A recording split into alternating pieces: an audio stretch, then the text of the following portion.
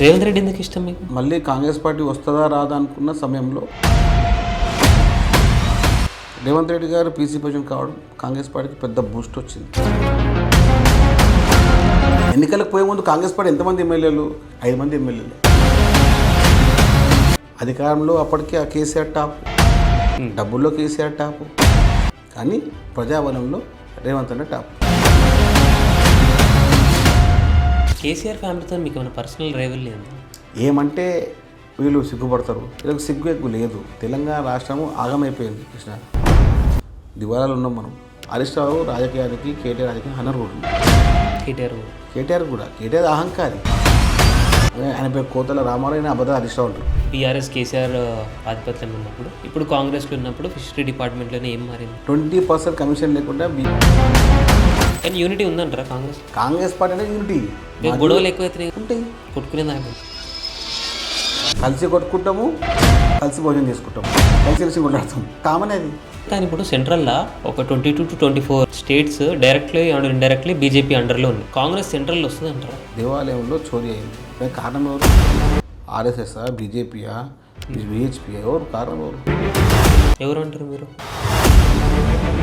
దేవుడి పేరు చెప్పి రాజకీయాలు చేస్తుంది అంటారా బీజేపీ? రాజకీయాలు చేసి చేసి చేసి 3 సార్లు అధికారంలోకి వచ్చింది దేవుడి పేరు. ఇప్పుడు ఆ దేవుడు వాళ్ళు క్షమించడు. రేవంత్ రెడ్డి గారు కాంగ్రెస్ నిలబెట్టారు, కానీ చంద్రబాబు నాయుడు చెప్తే అట్లా తెలంగాణలో నడుస్తుంది అని చెప్పి అది 100% నిజం. కంటెస్ట్ చేస్తే ఎక్కడి నుంచి కంటెస్ట్ చేస్తారు?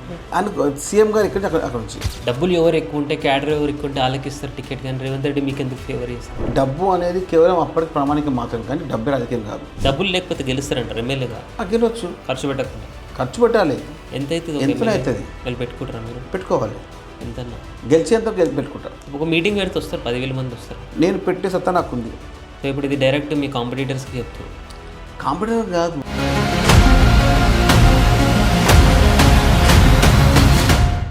హైదరాబాద్ బస్సులో పెరిగిన మనం. ఎలాంటి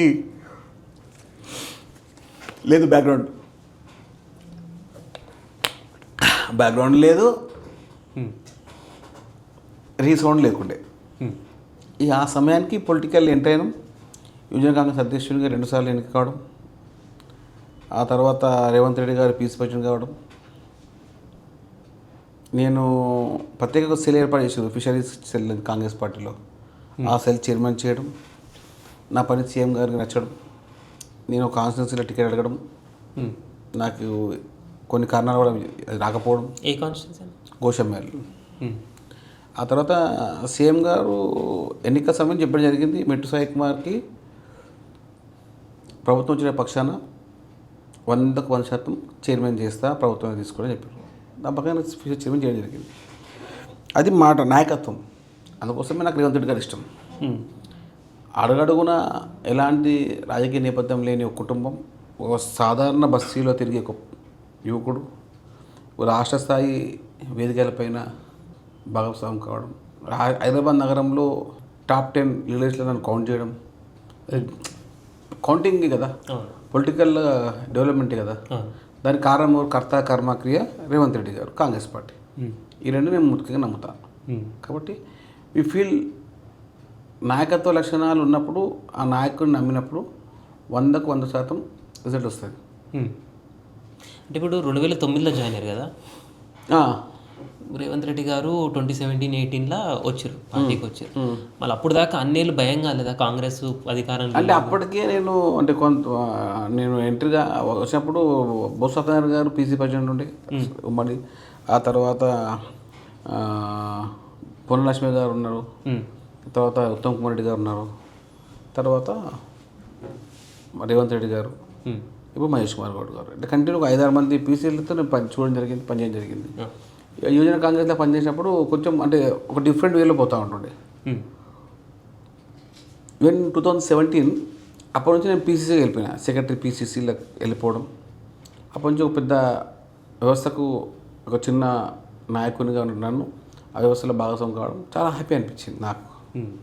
అప్పటి నుంచి కంటిన్యూగా అంటే మనం నిరంతర విద్యార్థి, నేర్చుకుంటా. ఇప్పుడు కూడా still no I'm also everyday student. ఆ స్టూడెంట్ ప్రకారంగానే ముందుకెళ్తా ఉంటా. ఇక నాకు అన్నీ తెలుసు, నాకేం తెలిసే అవసరం లేదు అనుకుంటే ఇక మనం నేర్చుకోలేము, నేర్చుకున్నది అవ్వదు. నీకు నేర్చుకోవడం అవ్వాలంటే ఫస్ట్ ఇంట్రెస్ట్ ఉండాలి. ఇంట్రెస్ట్ లేనప్పుడు రాజకీయం చేయొద్దు. ఏదో టైం పాస్కు పార్ట్ టైం పొడిచి అంటే నువ్వు పార్ట్ టైం పొడిచి అవుతావు. ఏదైనా ఫుల్ టైమే. ఈవెన్ బిజినెస్లో ఫుల్ టైం చేసుకోవాలా, even politics full time politics అయితేనే నీకు 100కు 100% రిజల్ట్ నీ ముందు ఉంటుంది. ఎవరో ఒక పర్సెంట్కి ఉంటుంది, ఏది ఏదో ఆ పార్ట్ టైం పొలిటిక్స్ చేస్తే ఏదో తగిలిపోతుంది. కానీ ఇట్లా తెలగదు. ఈ రాజకీయం వేరా, ఇప్పుడు రాజకీయం వేరా. మీరు ఎల్ఎల్బి చేసిరేనా? అది చేశాను. మళ్ళీ ఇట్లా పాలిటిక్స్కి ఎందుకు షిఫ్ట్ అయ్యామని? నేను పాలిటిక్స్లోనే ఎల్ఎల్బి చేసిన. పాలిటిక్స్లోనే చేసిన ఎల్ఎల్బి చేసిన 2010, 11, 12, 13లో నేను కంప్లీట్ అయిపోయింది నాకు ఎల్ఎల్బి. ఆ తర్వాత మళ్ళీ ఎంకామ్ చేసిన, జర్నలిజం రాసిన. ఏదో ఒకటి ఒట్టి ఉండ నేను ఏదో ఒకటి ఎగ్జామ్ రాస్తూనే ఉంటా, ఏదో ఒకటి ఫుల్ఫిల్ చేస్తూనే ఉంటా. అంటే నాకు నేర్చుకోవడం ఇష్టం, నేర్చుకోవడం ఇష్టము. రేవంత్ రెడ్డి ఎందుకు ఇష్టం మీకు? అంటే కాంగ్రెస్ పార్టీ 2018 తర్వాత మళ్ళీ కాంగ్రెస్ పార్టీ వస్తుందా రాదా అనుకున్న సమయంలో రేవంత్ రెడ్డి గారు పీసీ ప్రెసిడెంట్ కావడం కాంగ్రెస్ పార్టీకి పెద్ద బూస్ట్ వచ్చింది. ఆ బూస్ట్ అవడం వల్ల ప్రజల్లో మార్పు వచ్చింది. కాంగ్రెస్ పార్టీ కూడా తెలంగాణ రాష్ట్రంలో వచ్చే అవకాశం ఉందని చెప్పి అప్పుడు ఆ నమ్మకంతో ఆ వచ్చిన నమ్మకాన్ని వమ్ము చేయకుండా ప్రతి ఒక్క కాంగ్రెస్ పార్టీ యువజన కాంగ్రెస్ నాయకుడిని కానివ్వండి, కాంగ్రెస్ పార్టీ క్రియాశీల నాయకులను కానివ్వండి, అందరిని లిఫ్టింగ్ చేయడము, అందరిని సహకరించడము.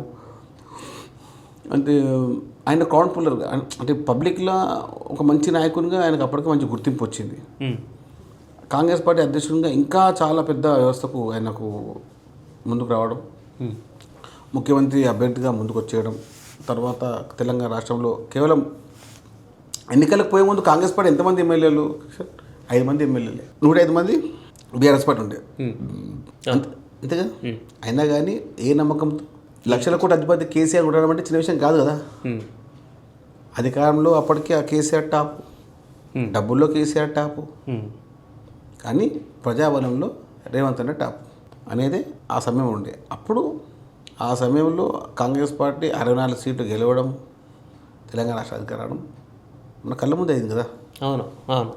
అంటే దాని కర్త కర్మ క్రియ ఎవరు, మార్గదర్శకుడు ఎవరు అంతా రేవంత్ రెడ్డి గారి. కాబట్టి రేవంత్ రెడ్డి గారు ఒక యువజన కాంగ్రెస్ సంబంధించిన నాయకులని, ఎన్ఎస్ఏ నాయకులని, కాంగ్రెస్ పార్టీ జెండా మోసిన ప్రతి నాయకుడిని నేను కడుపులో పెట్టి చూసుకుంటా అన్నమాట. అది 100కు 100% నిజం. దాని నిజం కారణం ఉదాహరణ నాలుగు చాలామంది, నేను కానివ్వండి, శివసేన రెడ్డి కానివ్వండి, ప్రీతం కానివ్వండి, శ్రీకాంత్ కానివ్వండి, ఆ తర్వాత చాలామంది. అంటే మేము యువజన కాంగ్రెస్లో పనిచేసిన ప్రతి అందరము మా స్థాయికి మించి వ్యవహారము అప్పగించి పూర్తి విశ్వాసంలో ముందుకు వచ్చినాడు రేవంత్ రెడ్డి గారు. ఎంత మా ఏజ్ అప్పటికి 38 ఇయర్స్, 37 ఇయర్స్, 39 ఇయర్స్ అంతే. ఇప్పుడు మన చైర్మన్ అంతా ఎంతో మా ఏజ్ అందరిది. ఇప్పుడు మేము చైర్మన్ అధికారంగా వచ్చినప్పుడు మా ఏజ్ ఎంత ఉండే? 38, 39 అందరూ ఇదే కదా.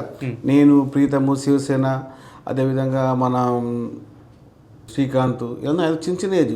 చాలా అందరూ మాకన్నా పెద్ద ఏజ్ ఉండే. కూడా 65, 70, 50, 40 నుండి 4 వచ్చి చైర్మన్లో కూర్చున్నాం నాయకత్వం పక్షాన, పెద్ద పక్షాన. అంటే దానికి కారణం ఎవరు? రేవంత్ రెడ్డి గారు. కాబట్టి ఇష్టానికి కారణాలు చాలా ఉన్నాయి. మనం రాసుకుంటూ పోతే రామకోట ఉంటుంది, అంతే అంటారు. కానీ అదే మళ్ళీ ప్రాబ్లం కూడా అవుతుంది ఏమో కదా, పాత కాంగ్రెస్ ఊళ్ళకి పోస్టులు ఇవ్వకుండా కొత్త యంగ్స్టర్స్కి ఎక్కువ అవకాశం ఇస్తారని చెప్పి. అట్లానే ఏముండదు. ఇప్పుడు సీసాలో వాటర్ పోస్తూ ఉంటే తీస్తూ ఉంటారు. సీసా పాతది, వాటర్ కొత్త ఉంటుంది. కాబట్టి వాటర్ అనేది కొత్త వస్తూనే ఉండాలి. అప్పుడు విలువ, వ్యవస్థ అన్నీ నడుస్తూ ఉంటాయి. మనం మాట్లాడే ప్రతి మాట స్పష్టంగా ఉండాలి. కాబట్టి ఇప్పుడు రాజకీయ వ్యవహారంలో ఇప్పుడు మొన్న 30 మంది చైర్మన్లు అయినాము. అలా 6 మంది యూత్, మీరంతా సీనియర్సే కదా. కాబట్టి యువతకు ప్రోత్సాహం ఇవ్వాలి, యువత నాయకత్వం పెంచాలని చెప్పి రేవంత్ రెడ్డి గారు ప్రతిష్టాత్మకంగా ప్రతి వ్యవహారాన్ని విమర్శించడం జరిగింది. దానికి కర్త కర్మ క్రియగా విధంగా భవిష్యత్తులో మన కాంగ్రెస్ పార్టీ జెండా మొయ్యాలి, 20 ఏళ్ళు వీలు అని చెప్పి స్పష్టంగా ఎంచుకున్న నాయకత్వం అది. మేము ఎక్కడ ఎప్పుడు కూడా ఒక ఇసుమంత అయినా కూడా ఎవరికి ఇబ్బంది చేయలేదు. కానీ మేము నేర్చుకుంది ఏది? రాజకీయ లక్షణం నేర్చుకున్నాం. అదేవిధంగా రాజకీయ వ్యవహారం ఏ విధంగా నేర్చుకున్నాం. మేము ఏ విధంగా ముందుకెళ్తే మా కాంగ్రెస్ పార్టీ నాయకత్వం బలపరుస్తుందో అది నేర్చుకున్నాం. పబ్లిక్లో ఏ విధంగా ఉండాలని నేర్చుకున్నాం. ఏ విధంగా వాళ్ళతో మసుకోవాలని నేర్చుకున్నాం. ఏ విధంగా ప్రజా సమస్యల పరిష్కారాలు నేర్చుకున్నాం. ఇవన్నీ నేర్చుకుంటున్నాం కదా. అందుకని కాంగ్రెస్ పార్టీ నాయకుడు ఎప్పుడు నిత్య విద్యార్థి. మేము మాకు ప్రొఫెసర్కి సంబంధించిన ప్రతి అంత అర్హత ఉన్నా కూడా మేము ఎవ్రీడే స్టూడెంట్, నిత్య విద్యార్థులమే. కాబట్టి we are point to get our family, our party, our future in Congress party. Family అంటే ఇప్పుడు కేసీఆర్ ఫ్యామిలీతో మీకు ఏమైనా పర్సనల్ రైవల్రీ ఉందా? మాకెందుకు లేదు, మాకెందుకు సంబంధం? ఆయన కశ్యప్ అంటారు, కల్వకుంట్ల కూలేశ్వరరావు అంటారు. నేను మీకు తెలియకపోవచ్చు, తెలంగాణ రాష్ట్రం ఏర్పడిన తర్వాత 19,000 కోట్ల మిగులు బడ్జెట్ ఉన్నప్పుడు 65 సంవత్సరాల ఉమ్మడి ఆంధ్రప్రదేశ్లో కేవలం 65,000 కోట్లు మాత్రమే అప్పైన సమయంలో వీళ్ళు వచ్చిన 10 ఏళ్లలో 8,21,000 కోట్ల రూపాయలు తెలంగాణ రాష్ట్రంలో అప్పు చేశారంటే ఇంతకీ వీళ్ళకి ఏమనాలి? ఏమంటే వీళ్ళు సిగ్గుపడతారు. వీళ్ళకి సిగ్గు ఎక్కువ లేదు. తెలంగాణ రాష్ట్రము ఆగమైపోయింది కృష్ణ. దివాళాలు ఉన్నాం మనం. దివాళా తీసినామంటారు. 100%. 8 లక్షల కోట్లు ఎవరు కడతారు? నెలకు 3,250 కోట్ల రూపాయల మిత్తి కట్టాలి. నా పైన నీ పైన తీసిన అప్పది ఎవరు చేయమన్నారు? ఎందుకు అంత చేసిర్రు? కారణం ఏంది? వ్యవహారం తెలియకనా, రాజకీయ లక్షణం లేకనా, అభివృద్ధి చేయాలని చెప్పి కమిషన్లకు పనిచేస్తారా? 8,21,638 కోట్ల రూపాయలు తెలంగాణ రాష్ట్రం యొక్క నేటి అప్పు వ్యవహారము వాళ్ళు 10 సంవత్సరాల్లో. ప్రతి నెల 3,000 కోట్ల పైచీలకు మనం కడతా ఉన్నాం. కట్టకపోతే మనం మళ్ళీ మనకు వ్యవస్థ ఉండదు. కాబట్టి ఇలాంటి దివాలా కౌరుతనాలు, దగాకోరుతనాలు చేయడం కాబట్టి కేసీఆర్ అంటే వాళ్ళ ప్రభుత్వం అంత అంటే చెప్పలేనంత కోపం వస్తుంది. నాయకత్వ లక్షణాలు ఉన్నాయని చెప్పి రాష్ట్రాన్ని ఆగం చేసి ఇప్పుడేమో కళ్ళబోలి మాటలు మాట్లాడుతూ ఉన్నారు. వీళ్ళని దేనితో కొడితే వీళ్ళు చేస్తారంటే అది కాదు. ఏ ఊరితో కొడితే ఏ మాట అంటే వాళ్ళు సిగ్గుపడరు. కాబట్టి సిగ్గు శరీరం లేని మనుషులు వాళ్ళు ఎంత తిట్టినా కూడా తక్కువనే. అంతే అంట. ఇది చేయొచ్చు కదా, ఇరిగేషన్ మినిస్టర్ ఒక 3 months దగ్గరుండి పని చేపిస్తే పాలు నీళ్ళు అయితే కనిపిస్తుంది. 3 సంవత్సరాల 11 నెలలు మంత్రిగా పనిచేసినటువంటి ఇరిగేషన్ శాఖ మంత్రిగా మాజీ మంత్రి సిద్దిపేట ఎమ్మెల్యే పనిచేసి అప్పుడు ఏం చేయలేని ఈయన ఇప్పుడు 3 నెలలు ఏం పొడుస్తారంట? అందుకే దొంగలను తప్పించుకోనికనే దొంగలు తప్పించడానిక అధికారులని ఉపయోగించుకొని అధికారాన్ని వినియోగించుకొని ఎలాంటి లతకోరపన చేయడానికే హరీష్ రావు సిద్ధంగా ఉంటాడు. ఇప్పుడు హరీష్ రావు మామని ముంచే అల్లుడు, మామ చాటున ఒక పెద్ద నగసత్యం హరీష్ రావు అంటే. ఒకటి కేవలం రాజకీయ నేపథ్యంలో మామ అంటారు కదా, మామని ముంచిన అల్లుడు, మామ పెంచిన అల్లుడు చెప్పి ఈయన మామని ముంచే అల్లుడు.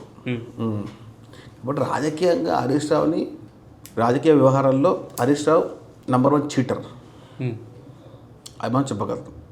హరీష్ రావుకి రాజకీయాల్లో ఉండొచ్చు, కానీ ఇలాంటి వ్యక్తి కేవలం అప్పటికప్పటికి మాట్లాడేసి వ్యవహారం చేసేసి ఏదో సమయంలో మాట్లాడితే వ్యవహారంలో నడవదు, స్టిక్ అని గాడు. కాబట్టి హరీష్ రావు రాజకీయానికి, కేటీఆర్ రాజకీయానికి అనర్హుడు ఇద్దరు. కేటీఆర్ అహంకారి. కేటీఆర్ 100% అహంకారి. ఆయన కోతలు బాగానే వస్తాడు. ఆయన పేరు కోతల రామారావు, ఆయన అబద్ధాలు హరీష్ రావు అంటారు. ఏం మారిందని ఇప్పుడు 10 ఏళ్ళు ఉన్నప్పుడు ఫిషరీ బీఆర్ఎస్ కేసీఆర్ ఆధిపత్యం ఉన్నప్పుడు, ఇప్పుడు కాంగ్రెస్లో ఉన్నప్పుడు ఫిషరీ డిపార్ట్మెంట్లోనే ఏం మారింది? డెవలప్మెంట్స్ అంటే వ్యవస్థల పనిచేసే తత్వం మారింది, కమిషన్ల వ్యవస్థ మారింది. ప్రతి ఒక్కరికి మన సంక్షేమ పథకాలు అదుగునే ముందుకెళ్ళాము. అంటే ఇప్పుడు ఏముందంటే గతంలో 20% కమిషన్గా పనిచేసే వాళ్ళు. ఓకే, 20% కమిషన్ లేకుండా బీఆర్ఎస్ సంబంధించిన మంత్రులు ఎవరు పనిచేయలేరు. అది వాళ్ళకు కూడా తెలుసు. కాబట్టి కమిషన్ అంటేనే బీఆర్ఎస్ అంటేనే కమిషన్. వాళ్ళు కమిషన్కి, కాంట్రాక్ట్లకు, వాళ్ళ కుటుంబ వ్యవహారాలకు వాళ్ళు పెద్ద పీట పెట్టుకున్నారు. ఎవరున్నా నా కులప ఉండాలి, ఎవరున్నా నా కాంట్రాక్టర్ ఉండాలి, ఎవరున్నా కమిషన్ నాకు ఇవ్వాలి. ఆ సిద్ధాంతాన్ని అంటారు కదా గెజిట్లో రాసుకురాలు. కానీ వాళ్ళకి ప్రజల తీర్పు ఏ విధంగా అది ఊహించలేరు.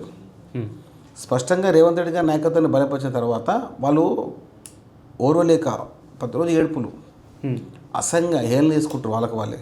ఉమ్. ఏం చేయాలి, దానికి ఏం చేయాలంటే సోషల్ మీడియా వాడుకోవాలి, పేపర్ వాడుకోవాలి, టీవీ వాడుకోవాలి. రేవంత్ రెడ్డి గారి కోసము ఏ క్షణమైనా కూడా టీ న్యూస్ మీడియా కానీ, నమస్తే తెలంగాణ పేపర్ కానీ, ఆయన అనుబంధ సంఘాల పేపర్లు, యూట్యూబ్లు కానీ ఎప్పుడైనా కూడా వాళ్ళకు మహిళా ఫ్రీ బస్ కనపడదు. అలా కూడా వాళ్ళకు 200 యూనిట్ల కరెంట్ కనపడదు, అది కూడా లేదా. 500 రూపాయల సిలిండర్ కనపడదు వాళ్ళకు, కళ్ళు కనపడతలేవా, సన్న బియ్యం కనపడదు, రేషన్ కార్డులు కనపడవు, ఇచ్చిన 70,000 ఉద్యోగాలు కనపడవు, ఇచ్చిన రైతు భరోసా కనపడదు. ఇంకేం కావాలండి? ఇంకేమి చేస్తే వీళ్ళకు వాళ్ళ యొక్క వ్యక్తిత్వం మారుతుంది? ఇచ్చిన సంక్షేమ పథకాలు 100కు 85% నెరవేర్చాం. అరకొర ఉన్నాయి, అది కూడా నెరవేరుస్తాం. దేశంలోనే నంబర్ 1 స్టేట్గా తెలంగాణ ఉండబోతుంది. కాంగ్రెస్ చేస్తుంది అంటారు. చేయాల్సిన ప్రతి పని స్పష్టంగా చేస్తున్నాం, చెప్పాల్సింది చేస్తున్నాం, చేయబోయి చెప్తున్నాం. అందరిలా కాదు, ఎవరు మాట్లాడేసి సాధ్యమవుతుందా ఫ్రీ బస్? సాధ్యమైంది. సాధ్యమవుతుందా రేషన్ కార్డులు? సాధ్యమవుతాయి. కాంగ్రెస్ పార్టీ ఉంది, రేవంత్ రెడ్డి ప్రభుత్వం ఉంది, సాధ్యమవుతాయి. దానికి ఇంకా ఆలోచన లేదు. నువ్వు రేషన్ కార్డులు ఇచ్చిరాడు 15 అడుగుతా ఒక మాట ఎవరికన్నా, ఎవరికైనా కానీ మన ఇంట్లో రేషన్ కార్డు ఇస్తే ఆరోగ్యశ్రీ భద్రత కార్డు వస్తుంది, ఇందులో హెల్త్ వ్యవహారం ఉంటుంది. ఇంకా ఆరోగ్యశ్రీ 10 లక్షలు చేస్తాం. ఇందులో 5 lakhs ఉండే, ఇప్పుడు 10 lakhs. ఆరోగ్యశ్రీ కార్డు ఉంటే, వైట్ కార్డు ఉంటే వాళ్ళకి స్పష్టంగా వాళ్ళకు వైద్యం అంతా అని చెప్పే ఉద్దేశంతో 10 ఏళ్ళు ఇవ్వలేరు. గతంలో నిరుపేద కుటుంబాలు ఏదో దసరాకో, దీపావళికో, బోనాలకో సన్నబియ్యం వండుకునే వాళ్ళం వాళ్ళకి కానీ ప్రతిరోజు దసరా, ప్రతిరోజు దీపావళి అవుతుంది కదా. అది ఇంకేం కావాలి? ఏ దేశం, ఏ రాష్ట్రంలో అని చెప్పి భారతదేశంలో సన్నబియ్యం ఇచ్చే కార్యక్రమం తెలంగాణ. ఇంకేం గొడవలు చెప్పండి. ఇందిరమ్మ ఇల్లు ఎవరు పైరేవి లేదు. బీఆర్ఎస్ న్యాయానికి ఇస్తున్నాము, బీజేపీ న్యాయానికి ఇస్తున్నాము, నిరుపేద కుటుంబాలకు ఇస్తున్నాము, అందరికి ఇస్తున్నాము. మా కాంగ్రెస్ పార్టీకి కొంతమంది బీఆర్ఎస్, బీజేపీ నాయకులు ఓటు వేయకున్నా కూడా వాళ్ళ కుటుంబాల్లో అర్హులైతే కూడా ఆయనకు ఇందిరమ్మ ఇల్లు ఇచ్చినాము. అది మా ఘనత. ఇలా పైరేకి ఆస్కారం లేదు, కమిషన్లకు ఆస్కారం. గతంలో అయితే రైతు బంధు అని చెప్పి, దళిత బంధు అని చెప్పి, బీసీ అని చెప్పి 5 lakhs దళిత బంధ, 2 lakhs కమిషన్ బీఆర్ఎస్ పార్టీ నాయకులు. ఇక్కడ అట్లా లేదు. అర్హుడు ప్రతి ఇంటికి డైరెక్ట్ చెక్ ఇచ్చేస్తారు. అలా మా పైరేకి అవసరం లేదు, మరికి అసలు అవసరం లేదు. ఇది రేవంత్ రెడ్డి గారి పాలన, ఇది ప్రజాపాలన, ఇది కాంగ్రెస్ పార్టీ పాలన. డియర్ కానీ యూనిటీ ఉందంటారా కాంగ్రెస్ పార్టీ అంటే యూనిటీ. అంతే. మాది వసుదైక కుటుంబం. గొడవలు ఎక్కువ ఉంటాయి. ఎందుకుండవు? కొట్టుకునే దాకా కొట్టుకుండవు, మాట్లాడుకుంటాం. వసతం కనబడుతుంది మీకు, దాచుతూ లేదు. ఇది ఓపెన్ సీక్రెట్. ఇది కాంగ్రెస్ పార్టీ వసుదైక కుటుంబం. గొడవలు కామనే. కలిసి కొట్టుకుంటాము, కలిసి భోజనం చేసుకుంటాము, కలిసి కొట్లాడతాం. మా కామన్ అది. అంతే. కాంగ్రెస్ పార్టీలో అన్ని మతాలు, అన్ని వర్గాలు, అన్ని కులాలు, భిన్నమైన వ్యక్తిత్వము, వ్యత్యాసాలు ఉంటాయి. ఎందుకు కొట్లాడతారు? కాంగ్రెస్ పార్టీ కోసం కాంగ్రెస్ పార్టీ కొట్లాడతారు. ఇది కాంగ్రెస్లో కామన్. నువ్వు ఎక్కడ తెలుసుకో, ఊర్లో నువ్వు గ్రామ స్థాయికి పో, మండల స్థాయికి పో, జిల్లా స్థాయికి పో, అసెంబ్లీ యొక్క నియోజకవర్గానికి పో, ఎక్కడ పోయినా కూడా కాంగ్రెస్ పార్టీలో కాంగ్రెస్ పార్టీ నాయకులే వరం గట్టి కొట్టింది. నాయకత్వ లక్షణాలు అంటారు దాన్ని. అంతే. That is called to leadership ability. ప్రతి నియోజకవర్గంలో 3-4 ఉంటారు క్యాండిడేట్ వల్ల. క్యాండిడేట్లు కొట్లాడితే ఓకే, కానీ మినిస్టర్ వర్గాలలోనే అట్లే ఉండదు. అది మినిస్టర్ దానికి వేస్ట్ అంటారు. కొట్లాడుకుంటూ ఆగిరా. కాంగ్రెస్ పార్టీ నాయకులుగా మండలంలో కూడా అది మామూలే. సర్పంచ్ కోసం టికెట్ అది మామూలే. ఇది వేస్ట్ అంటుంది. ముఖ్యమంత్రిగా సాధ్యంలో మంత్రి కొట్టకూడదు అండి. అక్కడ ఉన్నారు, అక్కడ రేవంత్ రెడ్డి గారు ఉన్నారు. అంటే అంత ఈజీ ఉండదు వ్యవస్థ. రేవంత్ రెడ్డి కాకుండా ఇంకా ఫేవరెట్ లీడర్ ఎవరు ఉన్నారని కాంగ్రెస్లో మీకు? అంటే నేను వ్యక్తిగతంగా వ్యవహారపరంగా హనుమంతరావు గారితో కొంచెం ఎక్కువ ఉంటా. వి హనుమంతరావు గారు, జగ్గారెడ్డి గారు, వీరితో సఖ్యతగా ఉంటా. శ్రీధరబాబు గారితో ఉంటా, మహేష్ కుమార్ గౌడ్ గారితో. అంటే వీళ్ళందరూ కాంగ్రెస్ పార్టీ ముఖ్య నాయకులు, కాంగ్రెస్ పార్టీ నాయకులు, కాపాడు నాయకులు. కాబట్టి వి హనుమంతరావు గారు, జగ్గారెడ్డి గారు, మా అధ్యక్షులు పిసి అధ్యక్షులు మహేష్ కుమార్ గౌడ్ గారు, శ్రీధరబాబు గారు, అందరితో నాకున్నటువంటి రిలేషన్షిప్లో నేను ఉంటాను హాయిగా. జస్ట్ ఇందాక ఎమ్మెల్యే కంటెస్టెంట్ చేద్దాం టికెట్ అడిగిరన్నారు కదా, ఏ ఇయర్ అది? 23. 23లోనే. మళ్ళీ నెక్స్ట్ ఇయర్ ఏమైనా చూడొచ్చా? అవంతా చూడొచ్చు. ఘోష్ సీఎం గారు 117 మంది ఎమ్మెల్యేలు తెలంగాణ రాష్ట్రంలో గెలవబోతుందని చెప్పారు. నాదొక ఆశ ఏంటంటే ఆ 117 మందిలో ఉండాలని చెప్పి. అంతే అంటారు. కానీ డీలిమిటేషన్ కూడా టాక్స్లో ఉంది కదా, కాన్స్టిట్యున్సీస్ ఎక్కువైనప్పుడు కాంగ్రెస్కి మళ్ళీ ఫేవర్ తక్కువ కావచ్చు అంటారు. అట్లేముండదు, అంటే సీట్లు పెరుగుతాయి కదా. సీట్లు 182 సీట్లు పెరుగుతాయన్నారు. 117 సీట్లు కాంగ్రెస్ పార్టీ గెలుస్తుందని ముఖ్యమంత్రిగా చెప్పడం జరిగింది. ఆ 117 సీట్లలో మెట్టు సాయి కుమార్ ఉండాలని కోరుకుంటా ఉంటాను. పార్టీ ఆదేశిస్తే వ్యవహారం ఉంటుంది. కంటెస్ట్ చేస్తే ఎక్కడి నుంచి కంటెస్ట్ చేస్తారు అప్పుడు? అనుకో సీఎం గారు ఇక్కడి నుంచి అక్కడ నుంచి అంతే అంతే. ఏడ గెలుస్తావు నువ్వు అంటే ఆలోచించుంటా. మన క్యాడర్ ఆల్ ఓవర్ స్టేట్ ఉంది. స్టేట్ అయితే లేదు కానీ జిల్లాలో, హైదరాబాద్ సిటీలో స్టేట్ మాది కూడా నువ్వు బాగా మారుతావు. జిల్లాలో ఉంటుంది, మనకు అంతా పట్టు ఉంటుంది, వ్యక్తిగతంగా పట్టు ఉంటుంది, వ్యవహారం ఉంటుంది. కాబట్టి 10 years తర్వాత ఎక్కడ చూసుకుంటారు అన్న? ఒకసారి 10 years తర్వాత మిట్టు సాయి కుమార్ అంటే ఏమనుకోవాలి పబ్లిక్? 2017 నుంచి 2020 దాకా మెట్టు సాయి కుమార్ ఒక సాధారణ వ్యవహారం చేసే వ్యక్తి. కాంగ్రెస్ పార్టీ అయిన తర్వాత రాష్ట్ర రాజకీయాల్లో, హైదరాబాద్ నగర రాజకీయాల్లో టాప్ 10 ఉండమంటే నాకు హ్యాపీ అనిపిస్తుంది. చాలు, ఇది కూడా చాలా అనిపిస్తుంది. నాకేంటంటే నేను భవిష్యత్తులో మరో పీజీఆర్ కావాలి అంతే. 10 yearsలో టార్గెట్ పెట్టుకున్నా, మరొక పీజీఆర్ కావాలి హైదరాబాద్ నగరానికి. అయితే తీరుతా. నేను ఒక ర్యాపిడ్ ఫైర్ అడుగుతా, నాకు ఫాస్ట్గా చెప్పాలి, ఆలోచించుకోవద్దు. రాహుల్ గాంధీ గురించి మీ ఒపీనియన్ ఏంటి? భవిష్యత్తు ప్రణాళిక, hope of the nation. Revanth Reddy Telangana మార్గదర్శకుడు, తెలంగాణ ప్రజామార్గ నిర్దేశ విధాత. కేసీఆర్ మాటలతో మూటలు కట్టే నాయకుడు. నరేంద్ర మోడీ కేవలం హంగు హార్పడంతోనే వారి యొక్క సోషల్ మీడియాతోనే ఆయన పిఎం అయ్యిండు. ఉత్తమ్ కుమార్ రెడ్డి ఆయన ఒక నిజమైన కాంగ్రెస్ పార్టీ క్రియాశీల నాయకుడు. హనుమంతన్న బడుగు బలహీన వర్గాల నాయకుడు. సరే కాదన్న, ఇప్పుడు హైదరాబాద్లో ఇంతమంది లీడర్లు ఉన్నారు, కాంగ్రెస్లో మీరే అంటారు మస్తు లీడర్లు ఉన్నారు, మస్తు కొట్లాటలు అవుతాయి అని చెప్పి. డబ్బులు ఎవరు ఎక్కువ ఉంటే, క్యాడర్ ఎవరు ఎక్కువ ఉంటే వాళ్ళకి ఇస్తారు టికెట్. కానీ రేవంత్ రెడ్డి మీకు ఎందుకు ఫేవర్ చేస్తారు అట్లా? అట్లా ఉండదు. కాంగ్రెస్ పార్టీ వ్యవహారంలో, కాంగ్రెస్ పార్టీ నాయకత్వంలో ఈ సమయానికి ఈ వ్యక్తికి ఇస్తే గెలుస్తాడు అనే పూర్తి విశ్వాసం ఉన్నప్పుడు పిలిచి టికెట్ ఇస్తారు. దానికి ఉదాహరణ నవీన్ యాదవ్, శ్రీ గణేష్. ఇద్దరు వీళ్ళు సర్వే చేసినప్పుడు వీళ్ళు గెలుస్తున్నారని తెలిసింది కాబట్టి టికెట్ ఇవ్వడం జరిగింది. ఇది వ్యవస్థ. నా ఉద్దేశం ఏంటంటే డబ్బు అనేది కేవలం అప్పటికి ప్రామాణికం మాత్రమే, కానీ డబ్బే రాజకీయం కాదు. డబ్బులు లేకపోతే గెలుస్తారంటారు ఎమ్మెల్యేగా? గెలవచ్చు, ఖర్చు పెట్టకుండా. ఖర్చు పెట్టాలి, ఆ ఖర్చు పెట్టలేము. ఎంత ఎన్నికల ఖర్చు పెట్టుకోవచ్చు, ఎంత అవుతుంది? గెలిచేంతవరకు అవుతుంది, గెలిచేంతవరకు అవుతుంది. మళ్ళీ పెట్టుకుంటారా మీరు? పెట్టుకోవాలి. ఎంతన్నా గెలిచేంతవరకు పెట్టుకుంటా. ఒక మీటింగ్ పెడితే వస్తారు 10,000 మంది వస్తారా? నేను పెట్టే సత్తా నాకు ఉంది. సో ఇప్పుడు ఇది డైరెక్ట్ మీ కాంపిటీటర్స్కి చెప్తారు? కాంపిటీటర్ కాదు, నేనేమంటున్నా అంటే నేను కాంగ్రెస్ పార్టీ జెండా మోస్తుంది కాబట్టి, కాంగ్రెస్ పార్టీ నాయకత్వం బలపరుస్తుంది కాబట్టి, కాంగ్రెస్ పార్టీ నాయకత్వం పూర్తి విశ్వాసం ఉంది కాబట్టి నేను అడుగుతాను, నా టికెట్ నాకు ఇవ్వమని చెప్పి అడుగుతాను. అధిష్టానం ఏ నిర్ణయం తీసుకున్నా దానికి సిద్ధంగా ఉంటా. కానీ నేను నా నాయకత్వ లక్ష్యాలను వదులుకోను. 100కు 1000% మెట్టు సాయి కుమార్ అనే వ్యక్తి వచ్చే అసెంబ్లీ ఎన్నికల్లో పోటీ చేస్తాడు,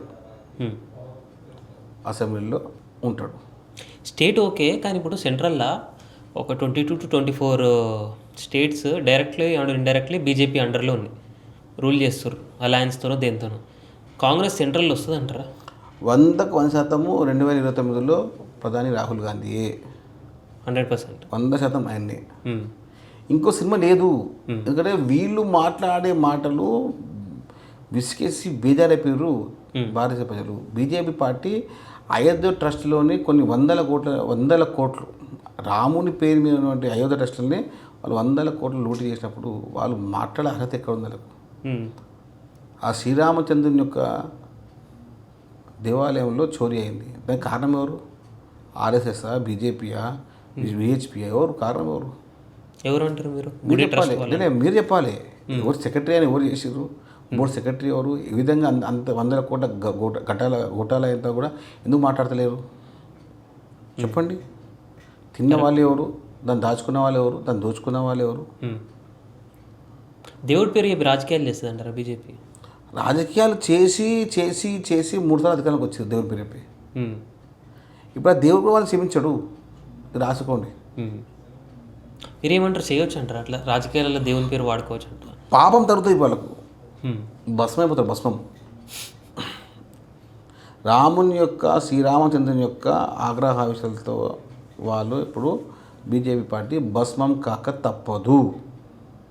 ఇది రాసి పెట్టుకోండి, ఇది 100% నిజమవుతుంది. స్టేట్లో ఎట్లుందంటారు బీజేపీది?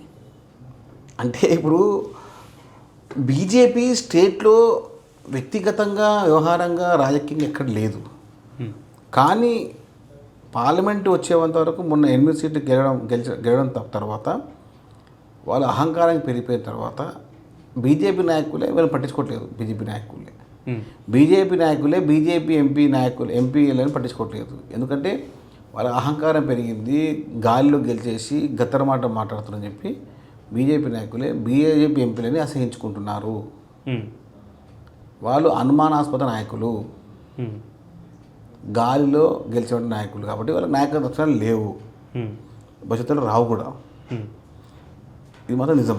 కొంతమంది సింపతి గెలిచారు, ఈటల రాజేందర్, ఇంకా బండి సంజయ్, అరవింద్ వీళ్ళందరూ ఓడిపోయారు కదా ఎమ్మెల్యేస్గా. మీకు దుబ్బాక నుంచి బీజేపీ ఎమ్మెల్యే పోటీ చేసిన రఘునందనరావు ఓడిపోయాడు దుబ్బాక నుంచి, బీజేపీ ఎమ్మెల్యే పెద్దగా. నిజామాబాద్ ఎంపీ ఉన్నటువంటి అరవింద్ ఓడిపోయాడు కోర్టులో నుంచి. కరీంనగర్ నుంచి ఓడిపోయింది ఎవరు? బండి సంజయ్ ఓడిపోయాడు. హుజూరాబాద్ నుంచి ఓడిపోయింది ఎవరు? ఈటల రాజేందర్. ఈ నలుగురు గెలిచింది కేవలం సింపతితో గెలిచిరు, వాళ్ళు బీజేపీతో గెలవలేదు, సింపతితో గెలిచిరు. ఇక సింపతి గెలిచి వాళ్ళు తోడలు కొడతా ఉన్నారు, వాళ్ళకు తాడు లేదు, బొంగరం లేదు. కాబట్టి బీజేపీ నాయకులను పట్టించుకోవాల్సిన అవసరం కూడా లేదు, స్టేట్లో అవసరం కూడా లేదు. వాళ్ళు ఏం చేసింది లేదు, ఏం చేయబోదు లేదు. నాది one last question. Revanth Reddy గారు కాంగ్రెస్ నిలబెట్టారు, ఇది ఇంటర్నల్గా అందరికీ తెలుసు. కానీ చంద్రబాబు నాయుడు గారు ఎట్లా చెప్తే అట్లా తెలంగాణలో నడుస్తుంది అని చెప్పి బయట టాక్ నడుస్తుంది. ఎంతవరకు? నీకు ముందే చెప్పాను, రేవంత్ రెడ్డి ఏం చెప్పారు? నేను చంద్రబాబు నాయుడు సమకాలికుని అని చెప్పడం జరిగింది. సహచర సమకాలికులు. అప్పుడు సహచరంగా ఇప్పుడు రేవంత్ రెడ్డి గారు ఇండిపెండెంట్ ఎమ్మెల్సీ గెలిచి టీడీపీ జరిగింది. సహచరులు కదా అని టీడీపీగా ఎమ్మెల్సీ గెలిచిర్రా? గెలవలే. టీడీపీ జడ్పీ గెలవలేదు, ఇండిపెండెంట్ గెలిచిండు. కాబట్టి ఆ పార్టీ జాయిన్ జరిగింది. ఆయన సహచరుడు, నాట్ ఓన్లీ అంటే కానీ కాదు, సమకాలిక నాయకులు. ఇప్పుడు వ్యవస్థ మారుతున్నప్పుడు, వ్యవహారం మారుతున్నప్పుడు నాయకత్వ లక్షణాలలో మీకు స్పష్టంగా కనపడుతుంది. రేవంత్ రెడ్డి గారు తెలంగాణలో కాంగ్రెస్ పార్టీ తీసుకురావడం వల్ల ఆయన పాత్ర ఎంత ఉంది? 100కు 100 ఉంది. కాబట్టి ఎక్కడ చెప్పుతారు మీరు? కాబట్టి ఆయనకు నాయకత్వ లక్షణాలు మెండుగా ఉంటాయి. ఇంకా 10 సంవత్సరాలు ఆయన సీఎంగా ఉంటారు. ఆ తర్వాత జాతీయ నాయకులకు వెళ్తారు. థ్యాంక్స్ అన్న, thanks for the time. Thank you. చాలా షార్ట్ టైం ఇచ్చారు, మళ్ళీ ఎమ్మెల్యే అయినాక మాకు టైం ఇచ్చారు. అయితే కోరిక ఉండాలి, అది గట్టిగా ఉండాలి. ఉన్నప్పుడే నేను సాధిస్తావు. నేను ఐపీఎస్ కావాలి అంటే ఐపీఎస్కు దానికి చేయాలి. నువ్వు ఐఏఎస్ కావాలి, ఐఏఎస్కు చేయాల్సిందే. నువ్వు ఎమ్మెల్యే కావాలి, దానికి తగ్గట్టు నువ్వు మార్కెట్ వేసుకోవాల్సిందే. వేసుకున్నప్పుడు నువ్వు యుద్ధం గెలుస్తావు, లేవు గెలవలేవు. రాజకీయం గెలవాలంటే చాలా సపరేట్ ట్రాక్ ఉంటుంది, మీకు నువ్వు ఊహించలేవు. అంటే ఇక నొప్పి వాళ్ళకే తెలుస్తుంది, చాలా ఉంటుంది. మనం మాట్లాడే ప్రతి మాట బాగానే కనపడుతుంది, గ్రౌండ్కి తెలుస్తుంది. వేరే ఉంటుంది. తిడతాడు ఒకడు, ముద్దుడు ఒకడు, ప్రేమిస్తుడు ఒకడు, ఇవన్నీ చాలా ఉంటుంది. నేను చూశాను చాలా. చూసి ఎట్టి పరిస్థితుల్లో ఒక నాయకత్వ లక్షణాలను వ్యవహారం ముందుకెళ్ళాలి. రేపు అసెంబ్లీ 117 ఎమ్మెల్యేలు కాంగ్రెస్ పార్టీ గెలిచేలో కూడా నేను ఒక ఉండాలని కోరుకుంటూ పార్టీ అధిష్టానం ఏంది తీసుకుంటే దానికి ముందు పడి ఉంటాం. గ్రౌండ్ మీద ఉన్న ఇప్పుడు రాజకీయాల్లో రావాలనుకుంటే యువతకి మీరు ఇచ్చే మెసేజ్ ఏంటంటే? అంటే దాదాపుగా చాలామంది యువత రాజకీయానికి దూరంగా ఉంటున్నారు. మీరు రావాలి, అవకాశాలని పొందుపరుచుకొని కల్పించుకొని వెళ్ళాలి. రాజకీయంలో ఎవరు అవకాశాలు ఇవ్వరు, అవకాశాలు తీసుకోవాలి. తీసుకున్నప్పుడే దాని తగ్గట్టు వ్యవహరించాలి. 100కు 100% రాజకీయం చేయాలని అనుకున్న ప్రతి వాడు రాజకీయం రావాలి. పార్ట్ టైంగా బిజినెస్గా వచ్చేవాళ్ళు రాజకీయంగా వస్తే రిజల్ట్ అంతకు చెడ్డగా ఉంటుంది తప్ప మంచిగా ఉండదు. కాబట్టి రాజకీయం అనేది ఒక సేవ, ఒక శ్రమ, ఒక విలువ, ఈ 3 అనుకుంటే రాజకీయం రావాలి. బిజినెస్ పరంగా వస్తాం అంటే మీరు రాజకీయాల్లో 100కు 100% ఫెయిల్ అయిపోతారు. Thank you. జై తెలంగాణ.